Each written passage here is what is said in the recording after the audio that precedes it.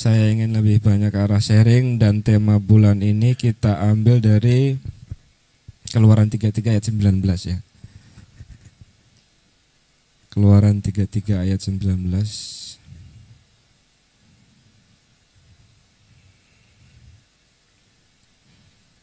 Tetapi firman-Nya, aku akan melewatkan segenap kegemilanganku dari depanmu dan menyerukan nama Tuhan di depanmu. Aku akan memberi kasih karunia kepada siapa yang kuberi kasih karunia dan mengasihani siapa yang kukasihani. Haleluya, puji Tuhan. Dan mungkin tema yang ingin saya sampaikan atau saya sharingkan malam ini mungkin dari yang sudah-sudah disampaikan, yaitu mungkin dari Pastor Gary ya, iman. Iman, bahwa tanpa iman tidak mungkin ada orang yang berkenan kepada Tuhan ya, dari Ibrani 11 ayat 6 ya, kalau nggak salah Ibrani 11 ayat 6. Dan mungkin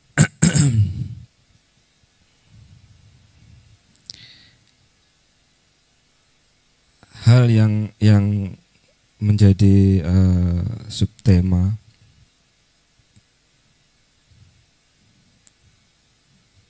saya ambil dari Amsal 8 ayat 35. Amsal 8 ayat 35.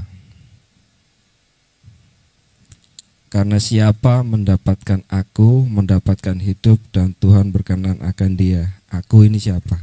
Aku ini siapa? Kalau Anda lihat Amsal 8, tarik ke atas itu tulisannya wejangan hikmat. Jadi kalau aku itu siapa? Karena siapa mendapatkan aku, hikmat mendapatkan hidup dan Tuhan berkenan akan dia. Hikmat seperti apa yang ingin kita peroleh misalnya dari kehidupan sehari-hari, hikmat apa yang bisa kita dapatkan. Dan mungkin cerita yang ingin saya sampaikan mungkin kisah Naomi, Ruth dan Boaz ya. Jadi kalau misalnya saya buka dari kitab Ruth ya, kita singkat saja dari kitab Ruth, bahwa pada zaman hakim-hakim itu terjadi kelaparan dan Naomi menikah dengan Elimelek orang kaya ya. Tapi pada zaman kelaparan itu akhirnya mereka ke Moab dan tinggal di Moab. Lalu kemudian meninggal Elimelek, tapi saat meninggal itu dia punya 2 anak dan 2 anak itu kemudian menikah dari wanita Moab. Yang pertama itu Orpa, yang kedua itu Ruth ya. Kemudian hidup selama 10 tahun, kemudian meninggallah ya. Jadi anak-anak dari Naomi ini tadi. Jadi tinggal Naomi, Ruth sama Orpa ya. Kemudian Naomi, Ruth sama Orpa, Naomi ini ngomong sama kedua menantunya ini tadi, sudah pulang ke orang tuamu ya. Kalau dalam kondisi seperti ini pasti lagunya setiap wanita pasti sama. Pulangkan saja aku pada ibuku. Dikasih pilihan itu kepada Orpa dan juga Ruth. Karena kondisi yang begitu sangat boleh dibilang sangat tertekan ya. Jadi Orpa ini kemudian setuju untuk pulang ke orang tuanya, tertinggal Ruth. Ruth sendiri ini yang tidak mau untuk meninggalkan mertuanya itu tadi. Karena sebenarnya kalau dipikir-pikir lagi antara mertua dengan menantu itu kadang-kadang ya ada hubungan yang enggak sinkron ya. Tapi meskipun begitu di dalam kisah Ruth dan Naomi ini, mereka berdua itu terlihat sangat saling mengasihi antara Ruth dan juga Naomi. Jadi mereka karena sebuah permasalahan yang cukup berat itu akhirnya mereka kembali ke Bethlehem Yehuda. Kemudian di situ karena Naomi sudah kehilangan harta yang dia punya, dia miliki, akhirnya kemudian dia kembali, kemudian mencoba untuk mungkin gak perubahan nasib ngono ya. Tapi di situ juga Naomi tidak sendirian, dia ditemani oleh Ruth, dan kemudian Ruth ini mengambil inisiatif untuk memungut bulir-bulir padi di ladangnya Boas, ya, ladangnya Boas. Dan kemudian terjadilah pertemuan antara Boas dan Ruth di situ. Dan kemudian dia bercerita kepada Naomi, si Ruth itu tadi perjumpaannya dengan Boas. Kalau di ayat di pasal yang kedua, di situ hal yang menarik ketika mungkin saya membaca ceritanya Ruth dan Naomi tadi itu ada sebuah kalimat yang diberitakan oleh Naomi di ayatnya yang ke-20 ya, Rut 2 ayat 20.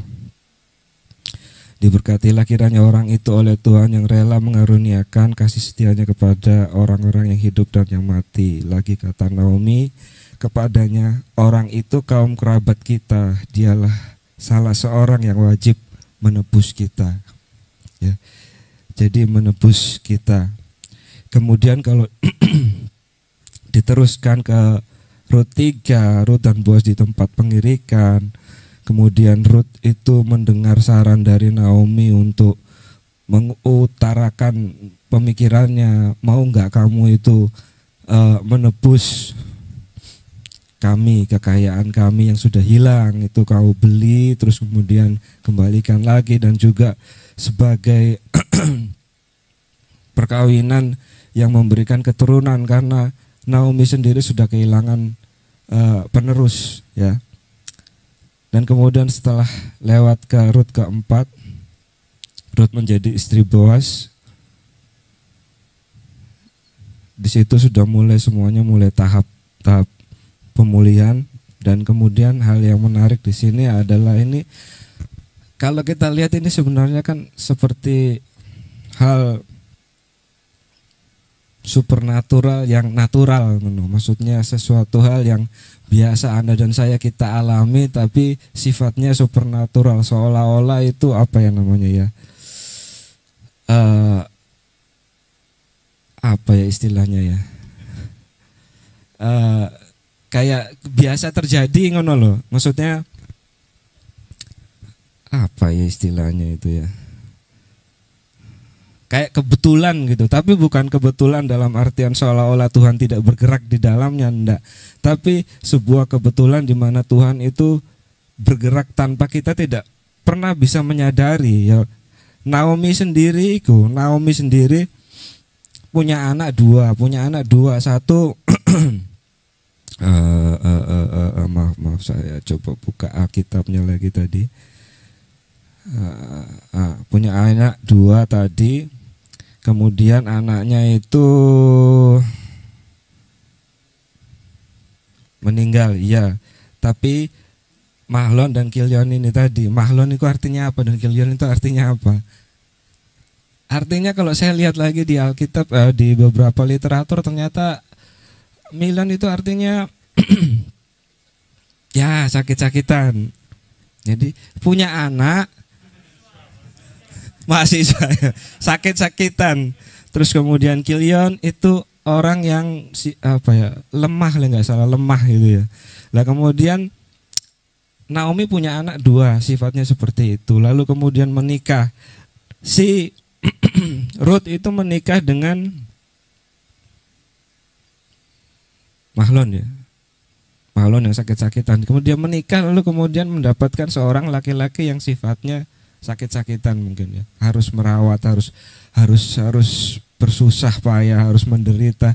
Kita lihat sendiri dalam sebuah akhir cerita, bukan sebuah akhir cerita sih, dalam sebuah perjalanan kehidupannya itu sendiri. Naomi menjadi seorang janda, kehidupan sudah ditekan dengan kelaparan pada saat itu, lalu kemudian kehilangan anaknya, kehilangan suami, kehilangan tulang punggung, lalu kemudian di situ ada menantunya sendiri pun itu sama menjadi seorang janda, lalu kehilangan segala suaminya juga kehilangan. Akhirnya dua-duanya kan menjadi janda dan hidup di dalam tekanan yang terus masih berlangsung.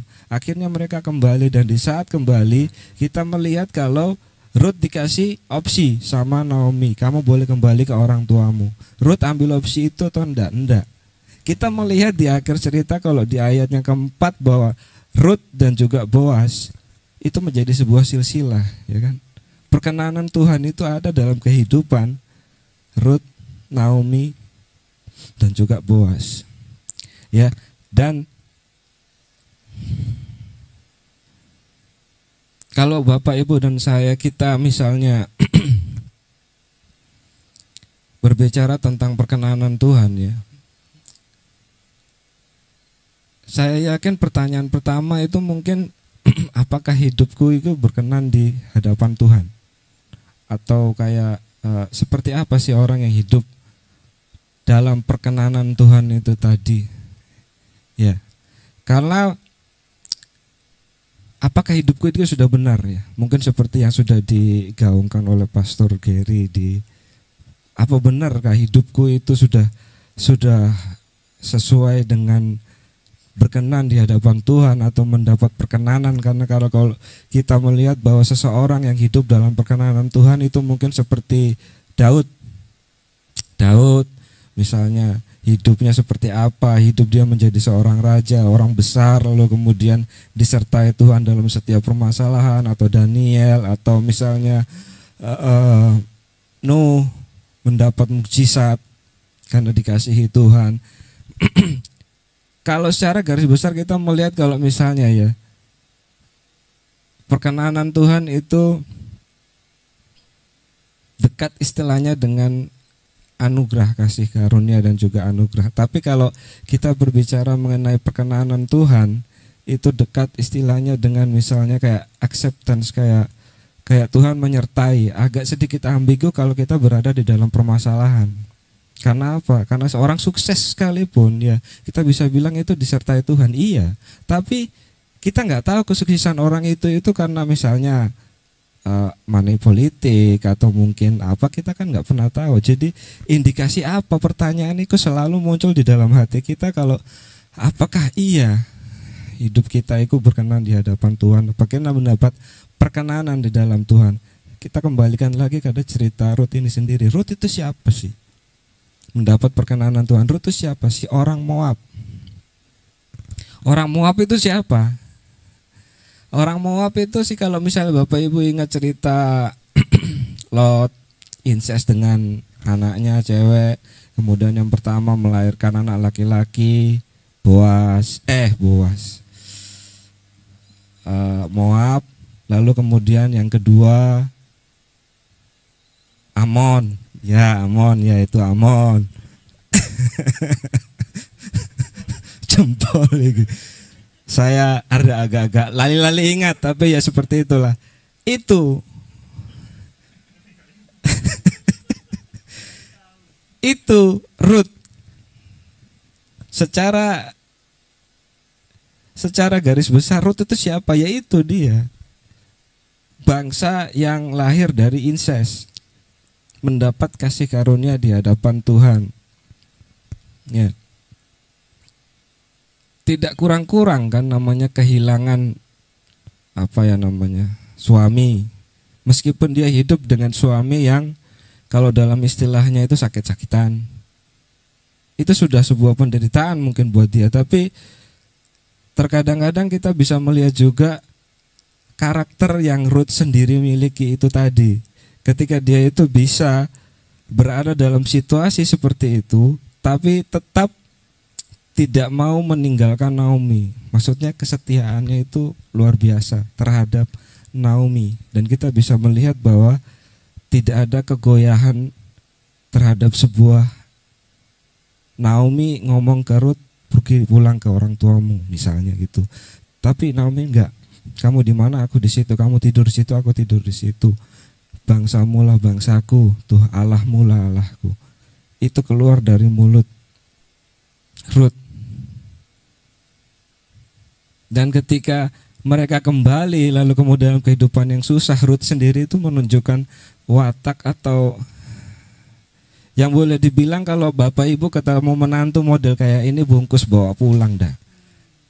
Maksudnya model menantu yang memang didambakan. Kalau misalnya kita melihat cerita Salomo sendiri, itu juga mengeluarkan Amsal berapa itu ya?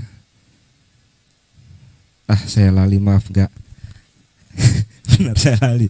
Memang bercerita tentang wanita yang cakap. Saya lali. Amsal 31-an mungkin sekitaran itu, tentang wanita yang cakap.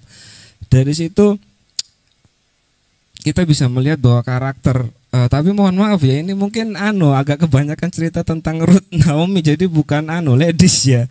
Tapi Rut dan Naomi ini sendiri ada sebuah karakter yang dimiliki Rut dan Naomi ini sendiri yang kemudian membuat bahkan Boaz sendiri melihat Rut ini sebagai sosok yang mungkin kayak mulia. Maksudnya kayak wanita yang berkarakter, wanita yang kuat, yang didambakan. Mungkin seorang laki-laki untuk menjadi seorang pasangan itu seperti apa, wanita yang dimiliki, watak yang dimiliki oleh Rut ini sendiri. Dan kadang-kadang kita bisa melihat kalau kehidupan seperti ini boleh dibilang mungkin cerita kayak misalnya Cinderella, atau mungkin kayak bawang putih, bawang merah, segi dari romansnya sendiri. Tapi kalau dilihat dari segi perkenanan Tuhan, di situ semua ada perkenanan Tuhan. Kalau Bapak Ibu melihat dari sudut Rut sama Naomi, saya bisa melihat juga dari sudut Boaz. Kenapa Boaz itu misalnya mau untuk menikahi si Rut, tapi bukan hanya menikahi, membeli harta yang sudah hilang, ditebus, itu dikembalikan kembali. Kemudian menikahi Rut, anak yang pertama ini menjadi penerus keluarga Naomi ini tadi. Dan konsepsi inilah yang terkadang masuk ke dalam kehidupan kita, bahwa kita mengerti bahwa penebusan yang dilakukan Kristus itu ya seperti itu. Ada sebuah kasih karunia yang dimiliki oleh, kalau misalnya Anda bilang Rut itu misalnya cantik atau apa, tapi dia punya opsi kan, bahwa Boaz sendiri ini kan bukan orang pertama yang harus wajib untuk menebus kan. Ada lagi saudaranya yang lebih. Tapi di situ saudaranya yang lebih wajib ini sendiri tidak berani untuk, katakanlah kalau membeli hartanya dan mengembalikan mau, tapi ketika menikahi Rut dia tidak mau. Apakah Rut itu kurang cantik tak apa, kita juga nggak pernah bisa mengerti, tetapi kita bisa memahami bahwa bukan sebuah kepaksaan, bahwa Boaz sendiri ini melakukan kedua hal itu tadi. Bahwa ada kasih karunia, sama seperti itu juga ketika Kristus itu memberikan kasih karunia-Nya, menebus Bapak, Ibu, Saudara dan saya dengan darah-Nya yang mahal itu. Lalu kemudian Anda bertanya kepada siapa saja, apakah hidupku itu berkenan di hadapan Tuhan? Ngapain nanya? Lawang dia sudah nebus Anda dengan darahnya yang mahal. Dan gak berkenan apalagi namanya kan. Lalu kemudian Anda tanya, apakah Tuhan menyertai aku? Kembali lagi, sudah ditebus.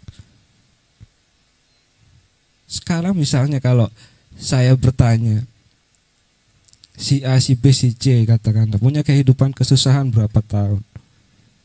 Saya katakanlah melihat Bu Sri hidup susah misalnya ya.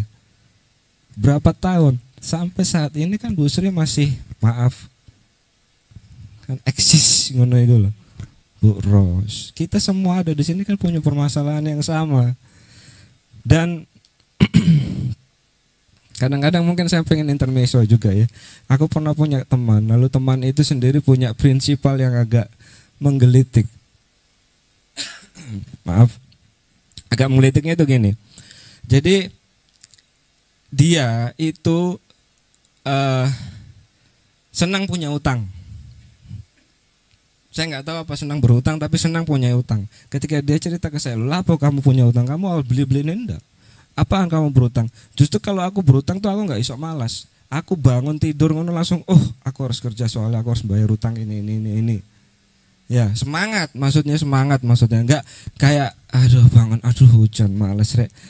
Aduh lemes, aduh rodok pilek, aduh jaraknya sangat jauh, aduh ngene, gak ada ngersulo-ngersulonya. Tapi bangun, tek aku ada utang harus bayar, tek bangun langsung tat set pulang lagi. Seperti itu. Prinsipnya yang seperti itu mungkin kalau apakah punya utang itu baik atau enggak, tapi dalam hal ini saya bisa melihat bahwa semangat itu ada dari sebuah situasi mungkin kayak piutang itu sendiri, apakah itu sesuatu yang baik atau tidak mungkin itu relatif, tapi ketika itu ditujukan untuk sesuatu yang lebih membangun, saya sih nggak masalah. Karena pada umumnya saya juga ya sama juga seperti itu. Dan Anda dan saya, kita semua kan berada dalam situasi yang sama. Maksudnya kita berada dalam sebuah permasalahan. Permasalahan yang boleh dibilang ya mungkin 11-12, salah satunya iso duit, mungkin iso juga permasalahan di dalam hubungan, mungkin keluarga, apa segala dan macamnya itu. Kita punya semua permasalahan yang sama. Dan semua permasalahan yang sama itu terkadang-kadang misalnya si A sama, ketika dia bisa percaya kepada dan beriman teguh, si B seharusnya kan juga sama. Tapi kenapa enggak? Apakah ada perbedaan? Terkadang-kadang itu kan yang menarik untuk ditelusuri. Meskipun kehidupan setiap orang selalu mesti berbeda, saya yakin, dengan tekanan yang berbeda. Nah, mungkin saya kembali kepada pada topik. Kalau misalnya saya mau sharing, saya tidak tahu kenapa ya, kalau misalnya setiap berdoa mungkin Tuhan berikan aku kekuatan ya. Tapi yang terjadi banyak permasalahan yang di depan. Seolah-olah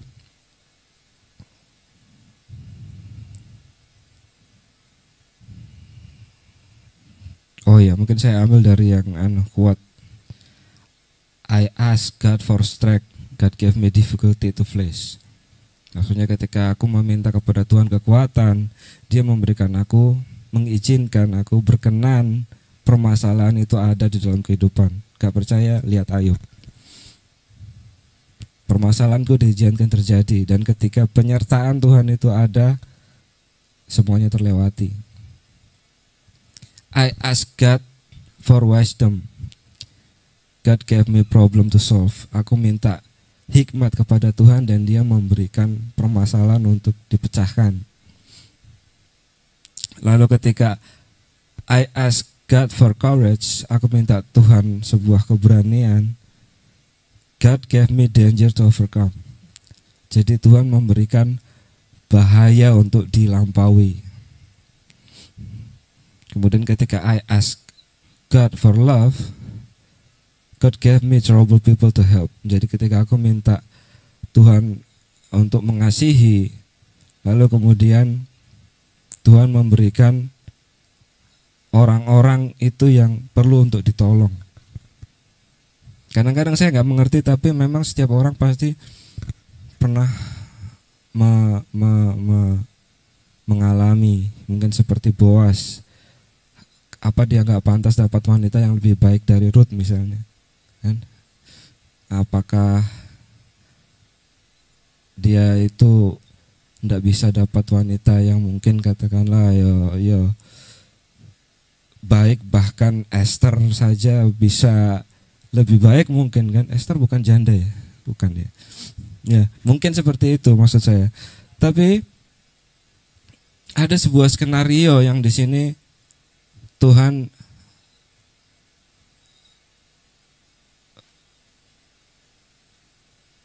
seperti kerjakan untuk kebaikan kita semua. Bahwa Ruth itu punya opsi, tapi opsinya tetap bersama Naomi.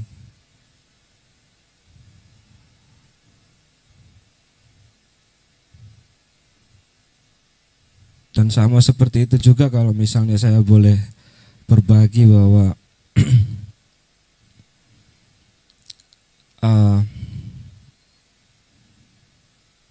sama seperti itu tadi, kalau misalnya saya minta kepada Tuhan kekuatan misalnya, atau mungkin rezeki misalnya, tapi yang Tuhan berikan kepada saya itu perjalanan Surabaya Mojokerto selama belasan tahun.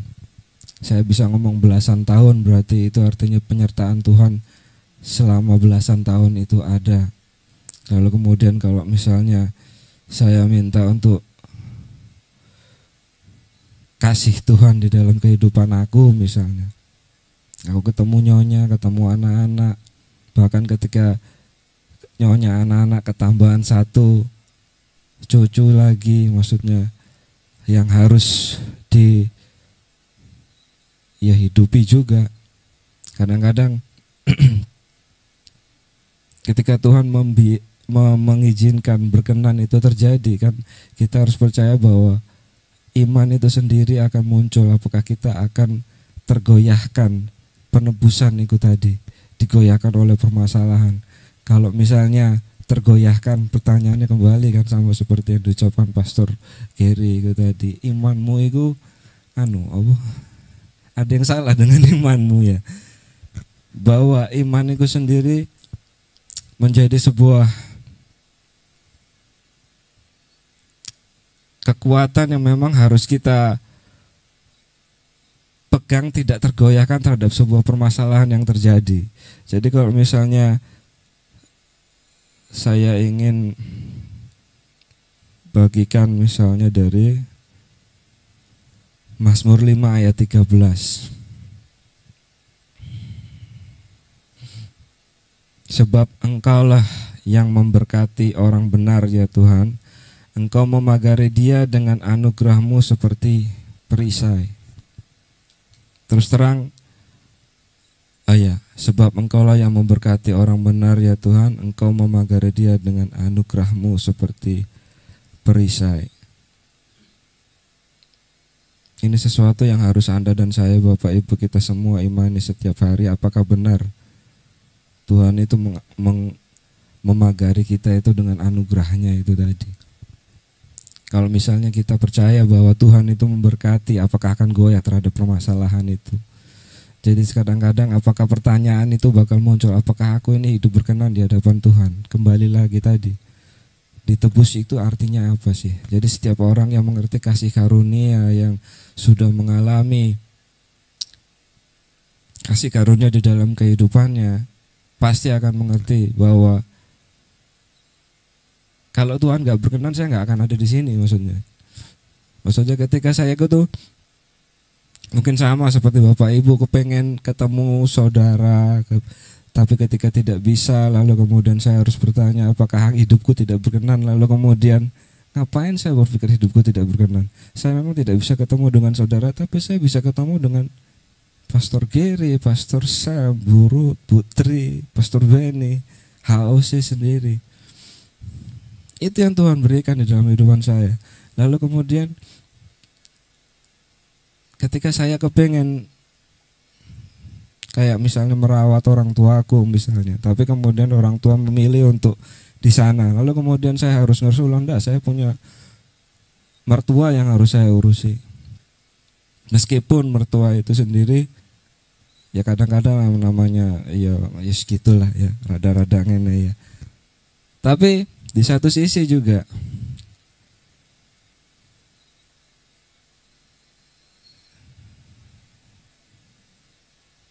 Anda dan saya, kita hidup di dalam kasih karunia Tuhan setiap hari. Dan mungkin saya tidak ingin terlalu panjang, segera saya akhiri. Dan mungkin sebagai penutup, setiap orang, bahkan termasuk saya juga, menghadapi permasalahan yang sama-sama kita pernah hadapi. Dan penebusan itu sendiri, Anda dan saya itu harus bertanya, iman kita itu seperti apa terhadap penebusan itu sendiri. Apakah harus digoyahkan terhadap permasalahan, atau mungkin justru malah dikuatkan oleh permasalahan. Karena saya mungkin ingin membagikan bahwa Anda dan saya itu mungkin itu sebuah kapal yang memang membutuhkan angin untuk bergerak, harus diombang-ambingkan untuk bergerak dan berpindah. Justru menjadi permasalahan ketika angin itu tidak ada dan kapal itu tidak bisa bergerak, diam di tempat. Kalau misalnya Anda, itu kapal, saya kan perahu. Oke, perahu bergerak berdasarkan arus. Kalau misalnya tidak ada arus, oh iya saya bisa gayung. Iya bisa gayung. Tetapi kalau Anda harus melawan arus, saya yakin di situ iman itu sendiri, tidak ada orang yang berkenan kepada Tuhan kalau tidak ada iman. Dan setiap kehidupan kita itu akan menggoyangkan iman itu sendiri. Penebusan itu sendiri harus Anda dan saya jawab, apakah itu cukup menguatkan atau malah mengendorkan. Jadi itu yang mau saya sharingkan. Terima kasih dan Tuhan Yesus memberkati.